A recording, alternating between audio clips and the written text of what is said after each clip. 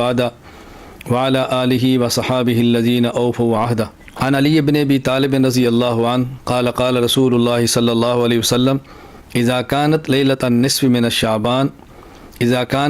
النصف من شعبان فقوموا ليلها وصوموا نهارها او كما قال.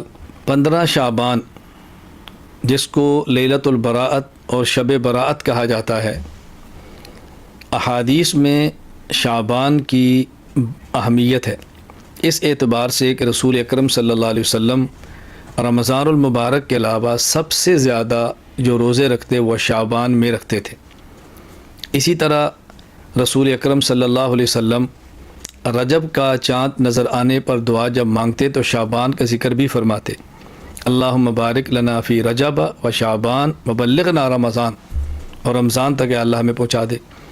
اسی طرح حضور اکرم صلی اللہ علیہ وسلم کے ارشاد ہے، آپ نے فرمایا احسو ہلال شعبان لرمضان، کہ شعبان کا جو چاند ہے اس کو اچھی طرح محفوظ رکھو، اس کا حساب کرو رمضان کے لیے.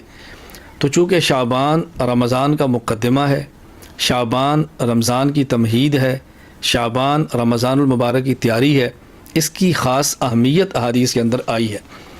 پھر شعبان میں 15 شعبان یعنی 15ویں رات، اس کو لیلۃ البراءت کہا جاتا ہے عربی میں، اور ہمارے اس کو شب براءت کہتے ہیں. یعنی یہ وہ رات ہے کہ جس میں اللہ تعالیٰ خصوصیت سے توبہ قبول فرماتے ہیں، لوگوں گناہوں کو معاف فرماتے ہیں، اللہ تعالیٰ رحمت عطا فرماتے ہیں. اس رات کے بارے میں بطور خاص حضرت علی رضی اللہ تعالیٰ عنہ سے حدیث موجود ہے جو کہ سنن ابن ماجہ حدیث نمبر 1388. اسی طرح امام بہقی کی شعب الایمان جلد 3 صفحہ 378 پر روایت موجود ہے کہ حضرت علی رضی اللہ تعالیٰ عنہ نے فرمایا کہ رسول اکرم صلی اللہ علیہ وسلم نے ارشاد فرمایا، اذا کانت لیلۃ النصف من شعبان، جب شعبان کی درمیانی آدھے شعبان کی بات رات ہو یعنی 15ویں شب، فقوموا لیلہا، تو اس رات کو قیام کرو، وصوموا نہارہا، اور دن کا روزہ رکھو. تو 15 شعبان رات کی عبادت اور دن کا روزہ یہ مستحب ہے، رکھنا چاہیے، نہ سنت مؤکدہ ہے، نہ واجب ہے، نہ فرض ہے.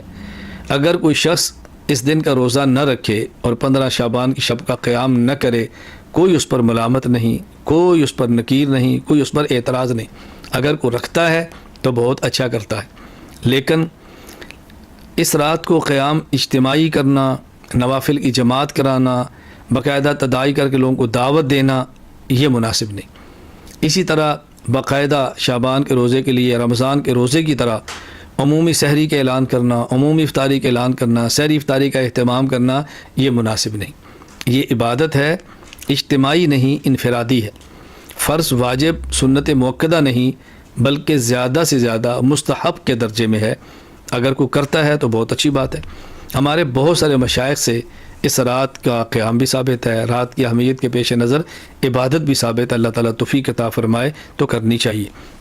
ہاں، ایک بات کا بطور خاص خیال رکھیں کہ بعض لوگ وہ ہیں جن کے بارے میں رسول اکرم صلی اللہ علیہ وسلم کا ارشاد ہے کہ ان کی اس رات بھی مغفرت نہیں ہوتی. ہمیں اس سے بچنا ہے کہ ہم اس فہرست کے اندر شامل نہ ہوں. یہ حدیث شعب الایمان للبیہقی کے اندر موجود ہے، حدیث نمبر 3556. الترغیب والترہیب کے اندر موجود ہے، حدیث نمبر 1547 کہ نبی کریم صلی اللہ علیہ وسلم فرماتے ہیں جبرائیل میرے پاس آئے، اتانی جبرائیل علیہ السلام فقال هذه الليلة ليلة النصف من شعبان، یہ شعبان کی درمیانی شب ہے یعنی 15ویں شب ہے. وللہ فیہا اتقاء من النار بعدد شعور غنم کلب، بنی کلب کی بکریوں کے بالوں کے برابر، یعنی بہت بڑی تعداد میں اللہ تعالیٰ جہنم سے لوگوں کو آزادی کا فیصلہ فرماتے ہیں. لیکن لا ينظر اللہ فیہا الی مشرک و الی مشاجح ولا الی قاطع رحم ولا الی مسبل ولا الی عاقل لوالدی ولا الی مدمن خمر. یہ 6 لوگ ایسے ہیں کہ جن کی طرف اللہ تعالیٰ رحمت کی نظر سے نہیں دیکھتے. نمبر 1 مشرک، نمبر 2 کینہ رکھنے والا، نمبر 2 رشتہ داروں سے تعلقات کو ختم کرنے والا، نمبر 3 نمبر 4 شلوار ٹخنوں سے نیچے رکھنے والا، نمبر 5 والدین کی نافرمانی کرنے والا، نمبر 6 شراب کا عادی. اللہ تعالیٰ ہماری حفاظت فرمائے. کس قدر افسوس کی بات ہے، کس قدر دکھ کی بات ہے، محرومی کی بات ہے کہ اس رات بھی انسان اللہ تعالیٰ کی نظر رحمت سے محروم ہو جائے. اور انسان کی مغفرت نہ ہو سکے. اس لیے ہمیں اہتمام کرنا ہے، ہم شرک سے توبہ کریں، کینے اور بغض سے توبہ کریں، قطع تعلق سے توبہ کریں، شلوار ٹخنے نیچے رکھنے سے توبہ کریں، والدین کی نافرمانی کرنے سے توبہ کریں، شراب پینے سے توبہ کریں. اگر کوئی شخص اس گناہ کے اندر ملوث ہے توبہ کر لے، آئندہ اس گناہ کو نہ کرنے کا فیصلہ کر لے، سچی پکی توبہ کرے. بہرحال میری گفتگو کا خلاصہ یہ ہے، 15 شعبان شب براءت لیلۃ البراءت کی رات عبادت بھی کر سکتے ہیں، 15 شعبان کو روزہ بھی رکھ سکتے ہیں. نہ تو اجتماعی عبادات کا اہتمام کریں، اجتماعی کا معنی کہ باقاعدہ اعلان کریں، تداعی کریں، اشتہار چھپوا کے جمع کریں، انفرادی عبادت ہے.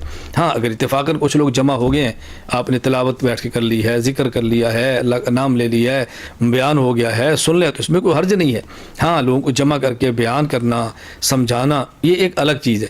تو عبادت کرنے میں حرج نہیں ہے، مستحب ہے، کرنی چاہیے، لیکن اس کو ضروری نہ سمجھیں، خاص کھانے نہ پکائیں، اور جو عبادت کا اہتمام نہیں کرتا اس کو مجرم نہ سمجھیں، غلط نگاہ سے نہ دیکھیں، اور توبہ کا بہت زیادہ اہتمام کریں.